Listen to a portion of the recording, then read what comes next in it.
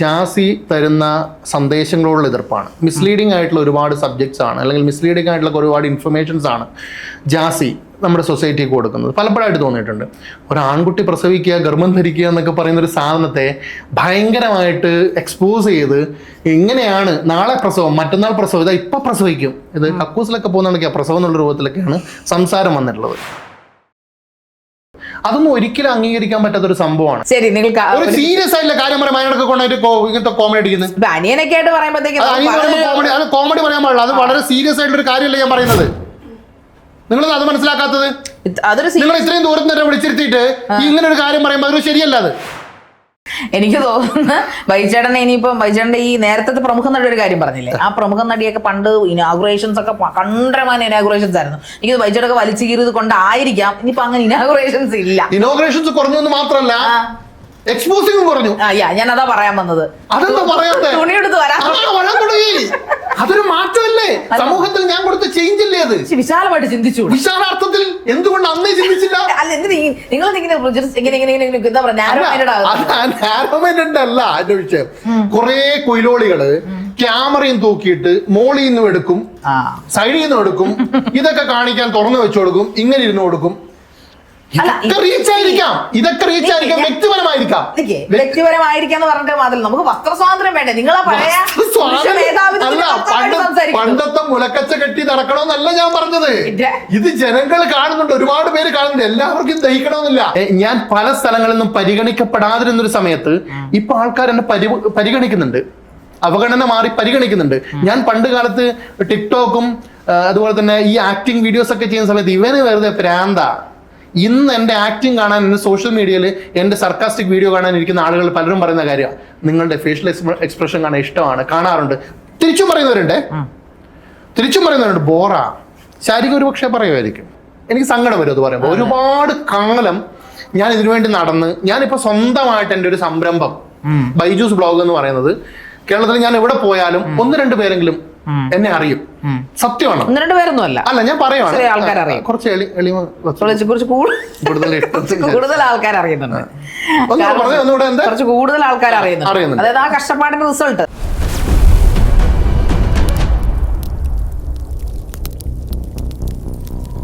Reality by ശാരികയിൽ ഇന്ന് എന്നോടൊപ്പം, നിങ്ങളോടൊപ്പം എനിക്കേറെ പ്രിയങ്കരനും എൻ്റെ സുഹൃത്തും അതോടൊപ്പം പ്രശസ്ത വ്ളോഗറും ആക്ടിവിസ്റ്റും മെന്റലിസ്റ്റും തിയേറ്റർ ആർട്ടിസ്റ്റും ഒക്കെ ആയ, പിന്നെ പ്രിയപ്പെട്ടവരെ ഇങ്ങോട്ട് നോക്കൂ, ഈ ടാഗ് ലൈൻ നിങ്ങൾ എത്ര പേര് കേട്ടിട്ടുണ്ടാവും? ഒരുപാട് പേര് കേട്ടിട്ടുണ്ടാവും. അതിനുടമയായ വ്യക്തിയെ ഞാനിന്ന് പിടിച്ചുകൊണ്ട് വന്നിട്ടുണ്ട്. അദ്ദേഹമാണിന്ന് നമ്മുടെ മുമ്പിൽ ഇരിക്കുന്നത്. വെൽക്കം ബൈജു ചേട്ടാ to reality by Sarika. Thank you. ഈ പറഞ്ഞൊക്കെ എന്നെ കുറിച്ച് തന്നെയല്ലേ? ഞാനെന്നെ ആലോചിച്ചു, ഇത്രയൊക്കെ വിശേഷങ്ങൾ എനിക്കുണ്ടല്ലേ. Thank you. പിന്നെ എൻ്റെ ഒരു സംശയം എന്ന് വെച്ചാൽ, ഇങ്ങനെ ആയിരുന്നില്ലല്ലോ ശാരിക. അതെന്താ അങ്ങനെ ഒരു ചോദ്യം? ശരിക്കും പറഞ്ഞ ഹോട്ട് സീറ്റ് ബൈ ശാരിക എന്നൊക്കെ പറയുമ്പോ, ഹോട്ട് സീറ്റ് കണ്ട ചാനലുകാരുടെ ആയിരുന്നു, ഇത് എന്റെ സ്വന്തം ചാനലിന്റെ. എന്നാലും കുറച്ചൊക്കെ ഹോട്ട് ആവണ്ടേ? ഹോട്ടാക്കി തരാം. അത്ര വേണ്ട, കുറച്ച്. ശരി. അപ്പോ വളരെ സന്തോഷം ബൈചേട്ടനെ കിട്ടിയില്ലേ. കുറച്ച് നാളായിട്ട് നിങ്ങളെ ഞാൻ നോക്കി വെച്ചിരിക്കുവായിരുന്നു. എന്താ അങ്ങനെ വെച്ചാ, നിങ്ങളുടെ ആ ഒരു റിയാക്ഷൻ വീഡിയോസ് ഒക്കെ കണ്ടാൽ ആരായാലും നിങ്ങളെ ഒന്ന് വന്ന് കാണണമെന്ന് വിചാരിച്ചു. ഏത് രീതിയിൽ കാണുന്നതാ പറഞ്ഞേ? അത് 2 രീതിയിലും കാണാം. നല്ല രീതിയിലും കാണാം, അല്ലാതെയും കാണാം. സന്തോഷം. കണ്ണൂരാണ് സ്വദേശം അല്ലേ? അതെ, തീർച്ചയായിട്ടും. കാസർഗോഡാണ് സ്വദേശം. കാസർഗോഡ് ജില്ലയിലെ തൃക്കരിപ്പൂരുള്ള വൈക്കത്താണ് എന്റെ പ്രദേശം. ഞങ്ങളുടെ നാട്ടിലൊരു വൈക്കമുണ്ട്. അത് കോട്ടയം വൈക്കം അല്ലേ? കോട്ടയം വൈക്കം. അപ്പം വൈക്കത്താണ്. ശരിക്കും വൈക്കം എന്നല്ല, വൈക്കത്ത് എന്നാണ് പേര്. ഓക്കെ, ബൈജൂസ് വൈക്കത്ത് എന്നാണ് ഞാൻ കണ്ടത്. അതെ, തീർച്ചയായിട്ടും. ഓക്കെ, മാറ്റണോ പേര്?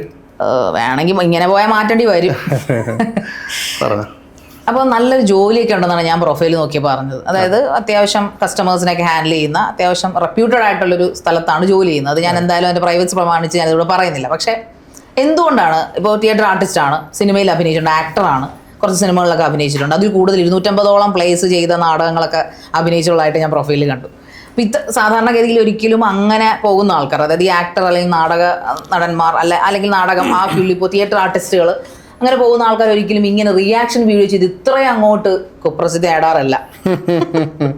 എന്തുകൊണ്ടാണ് ബൈചേട്ടൻ അങ്ങനെ ഒരു ഫീൽഡ് തിരഞ്ഞെടുത്തത്? എന്തായിരുന്നു നേരെ ചെയ്തോ വികാരം? സത്യം എന്താണെന്ന് വെച്ചാൽ ശരിക, ഞാൻ ഒരുപാട് കാലമായിട്ട് ഈ ഫീൽഡിൽ വരണമെന്ന് ആഗ്രഹിച്ച ഒരാളായിരുന്നു. കാരണം സിനിമ അഭിനയിക്കുക, സീരിയൽ അഭിനയിക്കുക, ഒരുപാട് സ്വപ്നങ്ങളുമായി മീഡിയയിൽ എന്തെങ്കിലും ആയിത്തീരണം, അല്ലെങ്കിൽ ആർജി ആവുക, വീഡിയോ ജോക്കി ആവുക. സന്തോഷ് മാലിയൊക്കെയാണ് ഒരു കാലത്ത് എൻ്റെ ഏറ്റവും ഇഷ്ടപ്പെട്ടൊരു അവതാരകൻ എന്ന് പറയുന്നത്. അതെ, പഴയ. അപ്പം അദ്ദേഹത്തെ പോലെ അനുകരിക്കുക, അപ്പം ഭയങ്കര ഇഷ്ടമായിരുന്നു. ആ സമയത്താണ് ഞാൻ സൂര്യ ടിവിയിൽ സെൻസേഷൻ എന്ന് പറഞ്ഞിട്ടൊരു മോഡലിംഗ് പ്രോഗ്രാം ഒക്കെ ഉണ്ടായിരുന്നു, ചഞ്ചല് ചെയ്ത്. ആ സമയത്തായിരുന്നു ഞാൻ ഇതിലേക്കുള്ള എൻട്രി വെക്കുന്നത്. അതിനു മുമ്പേ ആകാശവാണിയിലൊക്കെ പരിപാടികളൊക്കെ ചെയ്തിട്ടുണ്ട്. അപ്പൊ എന്നിട്ടും നമ്മൾ എത്തിപ്പെടേണ്ട ഒരു മേഖലയിലേക്ക് എത്തിപ്പെടുന്നില്ല. അപ്പം പല സ്ഥലങ്ങളിൽ നിന്നും എനിക്ക് അനുഭവം ഉണ്ടായിട്ടുണ്ട്. ഇത്രയും ദൂരത്തുനിന്ന് കണ്ണൂരിൽ നിന്ന് കൊണ്ടുവന്ന് തിരുവനന്തപുരത്തേക്ക് കൊണ്ടുവന്നിട്ട് നമുക്ക് എന്താണ് അവനെ കൊണ്ട് കിട്ടേണ്ടത്, അല്ലെങ്കിൽ നമ്മൾ എന്തിനാണ് അവന് ഹെൽപ്പ് ചെയ്ത് കൊടുക്കേണ്ടത് എന്നുള്ള ചില ഡയറക്ടേഴ്സിന്റെ വായിൽ നിന്നൊക്കെ നമ്മൾ കേട്ടിട്ടുണ്ട്. അപ്പൊ ഞാൻ ആലോചിച്ചു, എന്തുകൊണ്ട് എനിക്ക് ഒറ്റയ്ക്ക് പറ്റൂല, ഒറ്റയ്ക്ക് എന്തെങ്കിലും ഒന്ന് നേടിയെടുക്കാൻ എന്തുകൊണ്ട് പറ്റൂല എന്നുള്ളൊരു ചിന്തയുടെ ഭാഗമായിട്ടാണ് അങ്ങനെ എന്റേതായിട്ടുള്ളൊരു സംരംഭം ബൈജൂസ് ബ്ലോഗ് എന്ന് പറഞ്ഞൊരു സംരംഭത്തിലേക്ക് ഞാൻ എത്തിയത്. ഒരുപാട് നാടകങ്ങൾ ചെയ്തു. ആത്മസഖി എന്ന് പറയുന്ന സീരിയലിൽ ഒരു മുഴുനീള കഥാപാത്രം ഞാൻ ചെയ്തു, അഡ്വക്കേറ്റ് രമേശ് വക്കീൽ എന്ന് പറഞ്ഞിട്ട്. പിന്നെ അതിനുശേഷം അളിയൻസ് എന്ന് പറഞ്ഞിട്ട് ഇപ്പൊ ഇതാ പിന്നെ അതിലും ഞാൻ കുഴപ്പമില്ലാത്തൊരു വേഷം ചെയ്തു. അങ്ങനെ ആക്ടിങ്ങും ഒപ്പം തന്നെ റിയാക്ഷൻ വീഡിയോസും ഒക്കെ കൊണ്ടുപോകുന്ന ഒരാളാണ്. അതാണ് മെയിൻ ആയിട്ടുള്ള കാര്യം. ഓക്കെ, മനസ്സിലായി. പക്ഷെ ഈ ആക്ടിങ്ങിനേക്കാൾ കൂടുതൽ ആൾക്കാരിലേക്ക് പെട്ടെന്ന് ഒരു ഷാർപ്പ്, ഒരു കുന്തം എറിയുന്ന പോലെ ചെന്നത് എനിക്കൊന്ന് ബൈചേട്ടന്റെ ഈ റിയാക്ഷൻ വീഡിയോസ് ആണ്. തീർച്ചയായിട്ടും അത് പലരെയും വ്രണപ്പെടുത്തുകയും പലരെയും ഇറിറ്റേറ്റഡ് ആക്കുകയും അതിന്റെ പേരിൽ എനിക്കൊന്ന് കേസുകളൊക്കെ വരികയൊക്കെ ചെയ്തല്ലേ? അത്രയും തരത്തിലുള്ള ഒരു ലെവലിലേക്ക് കാര്യങ്ങൾ എത്തി. എനിക്കൊന്ന് അത്യാവശ്യം നല്ല ഫോളോവേഴ്സ് ഇൻസ്റ്റാഗ്രാമിലും അതോടൊപ്പം തന്നെ യൂട്യൂബിലും ഫേസ്ബുക്കിലും ഒക്കെ അത്യാവശ്യം ഫോളോവേഴ്സ് ആയി. ഭയങ്കര കമന്റ്സും കാര്യങ്ങളും എല്ലാം വരുന്നുണ്ട്. ഇത്രയും ഭയങ്കര ധൈര്യത്തിലാണ് ഓരോരുത്തരെയും വലിച്ചു കീറുന്നത്. അതായത് പണ്ടൊക്കെ നമ്മൾ ഈ ഓട്ടംതുള്ളൽ അല്ലെങ്കിൽ ഈ പറഞ്ഞ ചാക്യാർ കൂത്തിനൊക്കെ പോകുമ്പോൾ നമ്മൾ ഈ സ്റ്റേജിലൊക്കെ നിൽക്കുന്ന ഒരു ചാക്യാർ പിടിച്ചിട്ട് നിക്കട അവിടെ എന്ന് പറയുന്ന പോലെ അങ്ങനെ വിളിച്ച് അങ്ങനത്തെ സർക്കാസ്റ്റിക് ആയിട്ടുള്ള റിയാക്ഷൻ വീഡിയോസ് ആണ് ബൈജുട്ടൻ കൂടുതലും ചെയ്തിരിക്കുന്നത്. കൊള്ളണ്ടവർക്ക് കൊള്ളുകയും ചെയ്യും. എന്നാൽ ഇപ്പം ഞാൻ ഹോട്ട് സീറ്റ് ചെയ്യുമ്പോൾ നേരിട്ട് ചോദിച്ചാൽ എന്താ താനിങ്ങനെ ഇരിക്കുന്നത്, അങ്ങനല്ല. പകരം ഒരു ചിരിയുടെ അകമ്പടിയോടുകൂടി എന്നാൽ ഹാസ്യരൂപേണ അവതരിപ്പിക്കുന്ന ഒരു കലാരൂപം എന്ന് വേണമെങ്കിൽ പറയാം. നിങ്ങളുടെ റിയാക്ഷൻ കലാരൂപം. ഓക്കെ, അപ്പൊ അതാണ് വീഡിയോ അല്ലെ? അങ്ങനെ വീഡിയോസ് ഒക്കെ ചെയ്യുന്നു.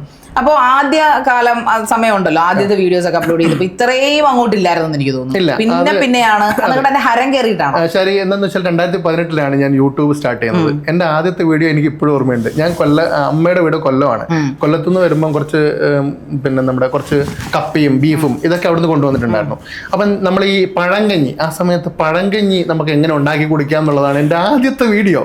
ഫുഡ് റിലേറ്റഡ് ആയിട്ടാണ് ഞാൻ എന്റെ വീഡിയോ സ്റ്റാർട്ട് ചെയ്യുന്നത്. ഞാൻ ഈ ബൈജൂസ് ബ്ലോഗ് എന്ന് കൊടുക്കാൻ കാരണം ഞാൻ അത്യാവശ്യം എഴുതുമായിരുന്നു. അപ്പൊ അതുകൊണ്ടാണ് ഈ ബ്ലോഗ് എന്ന് കൊടുത്തത്. അത് പിന്നെ വീഡിയോയിലും കൂടെ ബ്ലോഗ് എന്നാക്കാതെ ബ്ലോഗ് എന്നാക്കിയിട്ടാണ് അങ്ങനെ പോകുന്നത്. അപ്പൊ ആദ്യത്തെ വീഡിയോ അതായിരുന്നു. ആദ്യത്തെ വീഡിയോ ഒക്കെ ഇട്ട് പിന്നെ എല്ലാവരോടും പറയും ഇതൊന്ന് ഷെയർ ചെയ്യണം, കാണണം, കമന്റ് ചെയ്യണം.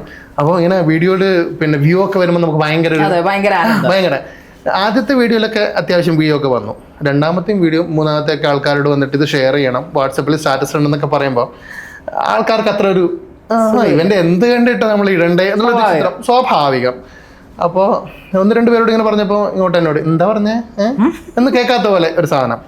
അപ്പോൾ അവസാനം പിന്നെ 3-4 വീഡിയോസ് ഒക്കെ ചെയ്യുമ്പോൾ ഒരു വ്യൂ ഒന്നും ഇല്ലാത്ത അവസ്ഥയിലേക്ക് വന്നു. അപ്പോൾ ഞാൻ ആലോചിച്ചു എന്താ ഇത് നമ്മളെ കാണാൻ ആൾക്കാർക്ക് ഇഷ്ടമില്ലേ? എനിക്കൊന്ന് ഷാരിയും ആദ്യമൊക്കെ വീഡിയോ ചെയ്യുന്ന സമയത്ത് ഒരു പക്ഷേ അത്രത്തോളം ഒന്നും സ്റ്റാർട്ടിങ്ങില് നല്ല ക്വാളിറ്റി കണ്ടന്റ് കൊടുക്കുമ്പോഴും നമ്മുടെ വീഡിയോക്ക് വ്യൂ ഇല്ല. പക്ഷെ ഞാൻ അത്ര നല്ല ക്വാളിറ്റി കണ്ടന്റ് ഒന്നും കൊടുത്തിരുന്നില്ല ആദ്യം.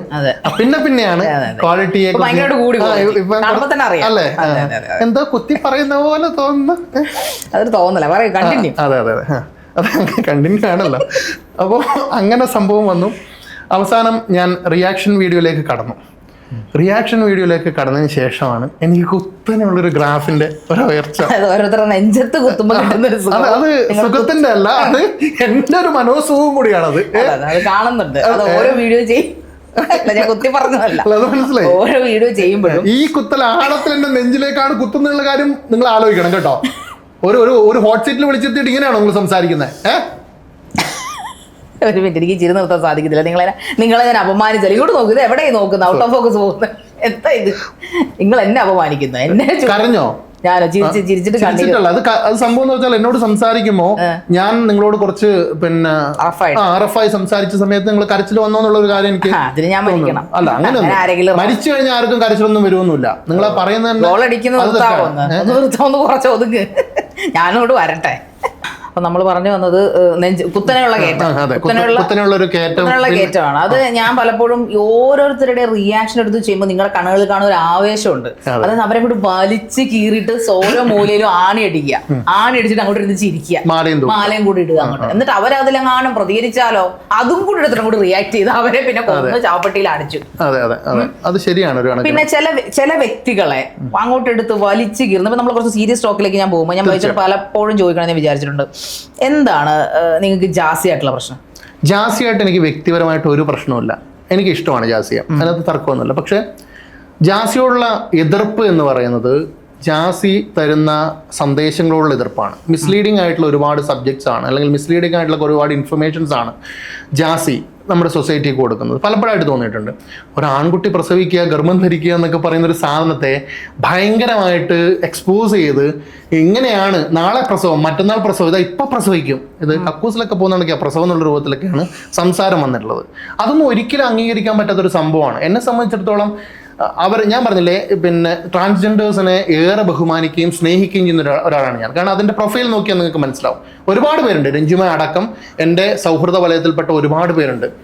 അതേപോലെ തന്നെ അവരെ അതുകൊണ്ടാണ് ഇത്തരത്തിലുള്ള മിസ്ലീഡിങ് സംഭവങ്ങൾ വരുന്നത് കൊണ്ടാണ് ഇങ്ങനൊരു പ്രശ്നം വന്നത് എന്ന് പറയുന്ന ഹോസ്പിറ്റലിലോട്ട് ഇതിൻ്റെ ആധികാരികത എന്താണ്, ഇത് എത്രമാത്രം ശരിയാണെന്ന് അറിയാൻ വേണ്ടിയിട്ട് ഞാൻ വിളിച്ച സമയത്ത് ഞാൻ ചോദിക്കുന്ന ഇത്രയുള്ളൂ, അവിടെ അങ്ങനെ ഒരു സർജറി ഉണ്ടോ? അപ്പോൾ അവർ പറഞ്ഞു ഇല്ല, അങ്ങനെ ഒരു സർജറി നിലവിലില്ല. കാരണം ഉണ്ടായിരുന്നു, അതൊന്നും അവർ പറയുന്നതല്ല, ഉണ്ടായിരുന്നതെന്ന് അവർ പറയുന്നതല്ല, അത് ഞാൻ പുറത്തുനിന്ന് അറിഞ്ഞാണ്. അവിടെ മറ്റൊരു ട്രാൻസ്ജെൻഡറിന്റെ വിഷയവുമായി ബന്ധപ്പെട്ട് അവർ മരണപ്പെട്ടതുകൊണ്ട് വീണ്ടും അവിടെ സർജറി ഇല്ല എന്ന് പറഞ്ഞു. അപ്പം ഞാൻ സ്വാഭാവികമായിട്ടും അതിന്റെ സത്യാവസ്ഥ കിട്ടിയത് ഞാൻ വീഡിയോ ആയിട്ട് ചെയ്തു. പിന്നെ അത് ജനങ്ങൾ ഒരുപാട് യൂട്യൂബേഴ്സ് ഏറ്റെടുത്തു, ഒരുപാട് അതിന് ഭയങ്കര റീച്ച് പോയി. ഇടുന്ന എല്ലാ വീഡിയോസും മില്യൺസ് 5 മില്യൺ ഒക്കെ പോയ വീഡിയോസൊക്കെ ഉണ്ട്. അപ്പോൾ അത്രമേൽ അത് ജനസ്വീകാര്യതയിലേക്ക് പോയി. കാരണം എന്തുകൊണ്ടാണ്? അത് മിസ്ലീഡിംഗ് ആയിട്ടുള്ളൊരു സാധനമാണ്. അതൊരിക്കലും നമുക്ക് അംഗീകരിക്കാൻ പറ്റില്ല. നമുക്ക് തന്നെ അറിയാം ആണുങ്ങൾക്ക് പ്രസവിക്കാൻ പറ്റില്ല, പക്ഷെ ഇവരത് ഉറപ്പിച്ചു പറയുകയാണ് പ്രസവിക്കാൻ പറ്റും, എനിക്ക് ഗർഭമുണ്ട് എന്ന് എടുത്തു പറയുമ്പോൾ കോൽക്കളി കളിച്ച ഒരിക്കലും പ്രസവം ഉണ്ടാവില്ല. അല്ല, അപ്പൊ ഞാൻ ചോദിക്കട്ടെ, അവരെവിടെയാണ് അതിനകത്ത് പ്രസവിക്കാൻ പോകുന്നു എന്ന് പറഞ്ഞാൽ തന്നെ നിങ്ങൾ അത്രയ്ക്ക് ഈ കാണുന്ന ആൾക്കാർ അത്രയ്ക്ക് ബോധമില്ലാത്ത? അല്ല, അതാണ് അതിന്റെ പ്രശ്നം. ബോധത്തിന്റെ അല്ല, ബോധത്തിന്റെയോ ബോധതലത്തിന്റെയോ ഒന്നല്ല, വിശാലാർത്ഥത്തിൽ ചിന്തിക്കുമ്പോൾ അവര് പറയുന്ന ഒരു കാര്യം അല്ല, അതൊരു സർക്കാസമായിട്ട് നമുക്ക് തോന്നില്ല. നമുക്കറിയാം ഒരിക്കലും ഒരു ആൺകുട്ടി പ്രസവിക്കൂല എന്നുള്ളത് ഇല്ല, നമുക്കറിയാം. പക്ഷെ വീണ്ടും വീണ്ടും അവർ കള്ളത്തരങ്ങളാണ് തുപ്പുന്നത്. അതിൽ തന്നെ സ്റ്റിക്ക് ഓൺ ചെയ്തിട്ട് ഇല്ല ഉള്ളത് ഞാൻ പ്രസവിക്കാം, എന്നിട്ടും അവർ പറയാണ് ഞാൻ സർജറി ചെയ്തു, എന്നിട്ടും അവർ പറയുന്നില്ല അവർ ചെയ്ത സർജറി എന്താണുള്ളത്. അതൊക്കെ അവരുടെ പേഴ്സണൽ കാര്യമല്ലേ, അവർ പബ്ലിക്കായിട്ട് വന്ന് പറയേണ്ട കാര്യമില്ല. പബ്ലിക്കായിട്ടാണ് അവർ എല്ലാ കാര്യങ്ങളും വന്ന് പറയുന്നത്. നമ്മൾ ഇന്ത്യ മഹാരാജ്യത്തല്ലേ? ആയിക്കോട്ടെ, അങ്ങനെയാണെന്നുണ്ടെങ്കിൽ അതിനെ പിന്നെ കൃത്യമായിട്ട് അങ്ങോട്ട് അഭിപ്രായം പറയാനും അതിനെ വിമർശിക്കാനുള്ള അധികാരം എനിക്കുണ്ട്. ഞാനും ഇന്ത്യ മഹാരാജ്യത്തിലല്ലേ ജീവിക്കുന്നത്. തീർച്ചയായിട്ടും. ഒരാളെ പുറകെ നടന്ന് എന്തിനും ബൈച്ചേട്ടൻ ഈ പറയുന്ന പോലെ ജാസിയെ പുറകെ നടന്ന് ചൊറിയുന്നതായിട്ട്, അതായത് ഒരു അറ്റാക്ക് ചെയ്യുന്നതായിട്ട് എനിക്ക് എപ്പോഴും തോന്നി. അത് തോന്നൽ മാത്രമാണ്. കാരണം അവര് ചെയ്ത കാര്യങ്ങളിൽ എന്തെങ്കിലും മിസ്ലീഡിംഗ് ആയിട്ടുള്ള സംഭവങ്ങളുണ്ടോ, വെറുപ്പിക്കുന്ന രീതിയിലുള്ള കാര്യങ്ങൾ പോകുന്നുണ്ടോ എങ്കിൽ ഞാൻ ഇനി ജാസി എന്നല്ല ആരെയും ഞാൻ എതിർത്ത് പറയും. ഇപ്പൊ എന്റെ ഭാഗത്ത് എന്തെങ്കിലും പ്രശ്നങ്ങൾ ഉണ്ടെങ്കിൽ പറഞ്ഞോട്ടെ, നമ്മൾ അംഗീകരിക്കാൻ തയ്യാറാണ്. പിന്നെന്താണെന്ന് അറിയോ, പോസിറ്റീവ് മാത്രമല്ല നെഗറ്റീവും കൂടെ ഉൾക്കൊള്ളുക എന്നുള്ളതാണ്. ഞാൻ പറയുന്ന പോസിറ്റീവായിട്ടുള്ള കാര്യങ്ങൾ അവരെന്തുകൊണ്ടാണ് ജനങ്ങൾക്ക് ഇങ്ങനൊരു മിസ്ലീഡിംഗ് ആയിട്ടുള്ള സബ്ജക്ട് ഇട്ട് കൊടുക്കുന്നത്? അവർക്ക് വേണ്ടുന്നത് റീച്ചാണ്. അപ്പം ശാരിക ചോദിക്കും, ബൈച്ചേട്ടനും വേണ്ടുന്ന റീച്ച് അല്ലേ? ഈ ഒരു കാര്യം പറയുന്ന സമയത്ത് സ്വാഭാവികമായിട്ടും ജാസിയുടെ വീഡിയോ കാണാൻ ആൾക്കാരുണ്ട്. എന്തുകൊണ്ടാണെന്നറിയോ, നമ്മുടെ സോഷ്യൽ മീഡിയ എന്ന് പറയുന്നത് പരമാവധി ആൾക്കാരിലേക്ക് എത്തുന്നത് നെഗറ്റിവിറ്റി കൊണ്ടാണ്. പ്രത്യേകിച്ച് ഈ കാലഘട്ടത്തിൽ. അപ്പോ ജാസിയുടെ വീഡിയോ കാണാൻ എന്തുകൊണ്ടാണ് ആൾക്കാർ കൂടുതലാവുന്നത്? അത് ആലോചിച്ചാൽ മതി. നെഗറ്റിവിറ്റി സ്പ്രെഡ് ചെയ്യുക എന്ന് പറയുന്നതാണ് ജാസിയുടെ ഏറ്റവും വലിയൊരു കാര്യം എന്ന് പറയുന്നത്. ആ നെഗറ്റിവിറ്റിക്കെതിരെ പോരാടുകയാണ് പോരാടുന്നുണ്ട് നന്നായിട്ട്. എനിക്ക് മനസ്സിലായി. ജാസിയോട്ട് അടുത്ത് എന്തെങ്കിലും ബന്ധമുണ്ടോ? ജാസിയായിട്ട് എന്തടുത്ത് ഞാനും ഇതുപോലെ എനിക്ക് ചോദിക്കണ്ടേ? അവർക്ക് ചോദിക്കാൻ ആരെങ്കിലും ഒക്കെ അവർക്ക് ചോദിക്കാൻ അവരുണ്ടല്ലോ. നിങ്ങൾ ഈ ചോദിക്കേണ്ട കാര്യം എന്താണ്? അത് എന്റെ റൈറ്റ് അല്ലേ? ഇഷ്ടപ്പെട്ടില്ലെങ്കിൽ പിന്നെ ബൈച്ചേട്ടൻ അത് ആൻസർ ചെയ്തായിരുന്നു. ചോദിക്കുന്നത് ആ ക്വസ്റ്റ്യൻ ഇഷ്ടപ്പെട്ടില്ലെങ്കിൽ അത്രയും ദൂരത്തിലാണ് എങ്ങനെ നീക്കിന് ചളി അടിക്കാൻ സാധിക്കും? നിങ്ങളെ കണ്ട നല്ല ആഡംബര ലുക്കാണല്ലോ. അതെ അതെ. എന്റെ ഫ്രണ്ടിൽ ഇരിക്കുന്നവർ എങ്ങനെയാണോ ആ രീതിയിൽ മാത്രമാണ് എനിക്ക് എപ്പോഴും ഡയലോഗ് അടിക്കാൻ പറ്റുന്നത്. നിങ്ങൾക്ക് ചാണകമായിട്ടാണ് എന്ത് സംശയക്കാര്യത്തില് ഓ അപ്പൊ ചാണകം എന്ന് പറയുന്ന ഒരു കോൺസെപ്റ്റ് നിങ്ങൾ ഇതിനെ കൊണ്ടുവരേണ്ട കാര്യമില്ല. എന്താന്ന് വെച്ചാല് ഇതിന് പല പ്രശ്നങ്ങളും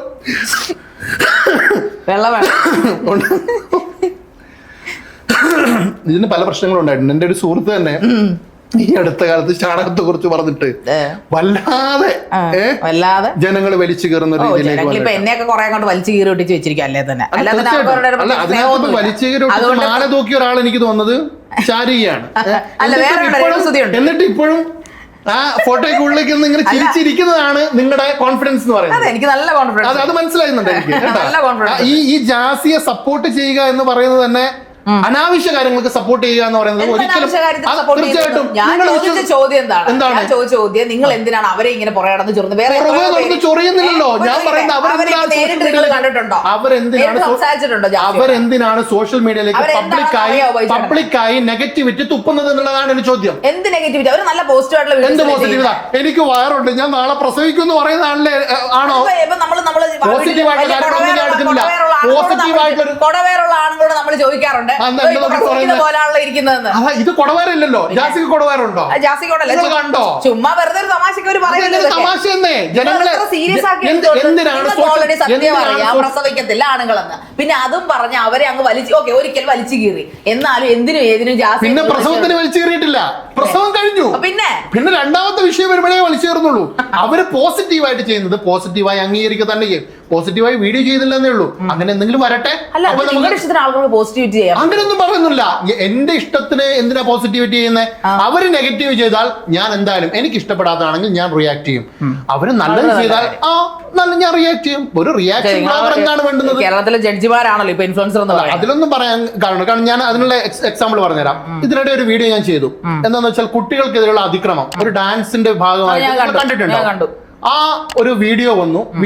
ഞാൻ എൻ്റെ എല്ലാ ദിവസവും രാവിലെ 7 മണിക്കാണ്. എല്ലാ ദിവസവും ജോലിക്ക് പോയി 5:30 ശേഷമുള്ള സമയമാണ് എനിക്കുള്ളത്. അപ്പോൾ അന്ന് ഞാൻ എൻ്റെ കറക്റ്റ് ആയിട്ടുള്ള റുട്ടീനും കൂടെ ഞാൻ പറഞ്ഞുതരാം. ഞാൻ 5:30 വരും. 5:30 വന്ന് ഒരു 10-11 മണിയാകുമ്പോൾ വീഡിയോ, രാത്രി 11 മണിക്ക് വീഡിയോ എടുക്കും. പിന്നെ വീഡിയോ എടുത്ത് കഴിയുമ്പോൾ 12 മണിയാവും. എഡിറ്റ് ചെയ്ത് ഞാൻ കിടക്കാൻ വേണ്ടി 2-3 മണിയൊക്കെ ആവും. എന്നിട്ട് ഞാൻ രാവിലെ ഷെഡ്യൂൾ ചെയ്തിട്ടാണ് കിടക്കുന്നത്. അപ്പൊ അങ്ങനെ രാവിലെ 7 മണിക്ക് ഷെഡ്യൂൾ ചെയ്തൊരു വീഡിയോ ആണ് അത്. കറക്റ്റ് ഒരു 8 മണിയൊക്കെ ആവുന്ന സമയത്ത് ഇത് ഹൈ റീച്ചിലേക്ക് പോവുകയാണ് ഈ വീഡിയോ. പരമാവധി ആൾക്കാരിലേക്ക് ഇത് ഷെയർ ചെയ്യപ്പെടുകയാണ്. ഷെയർ ചെയ്യപ്പെടുന്നത് മാത്രമല്ല, ഒരുപാട് കമന്റ്സ് അതിനകത്ത് വരികയാണ്. കമന്റ്സ് വന്ന് ആ പേജ് 2 പേജുകളാണ്. ആ 2 പേജുകളിലും പറയുന്നത് കുട്ടികൾക്കെതിരെയുള്ള അതിക്രമ രൂപത്തിലാണ്. അവർക്കെതിരെ എന്താ പറയുക, ജിംനാസ്റ്റിക് ആയിട്ടുള്ള അല്ലെങ്കിൽ ഒരു എന്താ പറയുക സർക്കസ് പോലാണ് അവർ ഈ അഭ്യാസങ്ങളൊക്കെ ചെയ്യുന്നത്. അവരുടെ ശരീരം വഴങ്ങുന്നതിന് വേണ്ടിയിട്ട് കുട്ടികളുടെ കാലും കൈയൊക്കെ ഭിത്തിയോട് ചേർത്ത് വലിച്ചു കയറുന്നത്. അപ്പൊ അത് ഞാൻ ചോദ്യം ചെയ്തു, വീഡിയോ ഇട്ട് ഉച്ചയ്ക്ക് 2 മണിയാവുമ്പോഴേക്ക് ആ അക്കൗണ്ടിലെ 2 വീഡിയോയും പോയി. ആ അക്കൗണ്ട് സസ്പെൻഡ് ആയി. ഇതൊക്കെ പോസിറ്റിവിറ്റിയാണ്. ഒരുപക്ഷെ അതിനും മറുവാദങ്ങൾ ഉണ്ടാവാം. ഇങ്ങനെയാണ് ശരിക്കും പറഞ്ഞാൽ അത് അങ്ങനെയുള്ള കാര്യങ്ങൾ ചെയ്യേണ്ടിയത്. അതായത് ആയോധന കലയാണ്, ഡാൻസ് ആണ്. അതിനൊക്കെ നമ്മുടെ ശരീരം വികസിപ്പിച്ചെടുക്കണം. അത് വളർന്നു വരുമ്പോൾ തന്നെ വികസിച്ച് വരും. പക്ഷെ ഡാൻസ് കളിക്കുന്ന സമയത്ത് ഇങ്ങനെയൊക്കെ ചെയ്യണം എന്ന് പറയുന്ന രൂപത്തിലേക്കുള്ള ഒരുപാട് കമന്റ്സുകൾ അതിന്റെ ഭാഗമായിട്ട് വന്നു. പക്ഷെ അതിനകത്ത് നമുക്ക് കിട്ടിയൊരു പോസിറ്റീവ് സൈൻ എന്ന് പറയുന്നത് അങ്ങനെ ഒരു കാര്യം കൂടുതൽ ആൾക്കാരിലേക്ക് എത്തുന്നത് തടയാൻ നമുക്ക് പറ്റി. ആ വീഡിയോ എടുത്തു വെച്ച് ഫേസ് കാണിച്ചിട്ടല്ല ഞാൻ വീഡിയോ ചെയ്തത്, അതും ബ്ലർ ചെയ്തിട്ടാണ് ഞാൻ ചെയ്തത്. അപ്പോൾ എൻ്റെ സോഷ്യൽ കമ്മിറ്റ്മെന്റ് കൂടി നിങ്ങൾ അളക്കണം. അതിനിടയിൽ ജാസി പറയുന്ന ഇത്തരം കുൽസിതങ്ങൾക്കും ഇത്തരം നെഗറ്റിവിറ്റീസിനും ഇത്തരം മിസ്ലീഡിങ് സബ്ജക്ട്സിനുമെതിരെ ഞാൻ സംസാരിക്കുമ്പോൾ നിങ്ങൾ അതിനെ സപ്പോർട്ട് ചെയ്യാണ് വേണ്ടത്. അല്ലാതെ എന്റെ തീരുമാനമാണ്.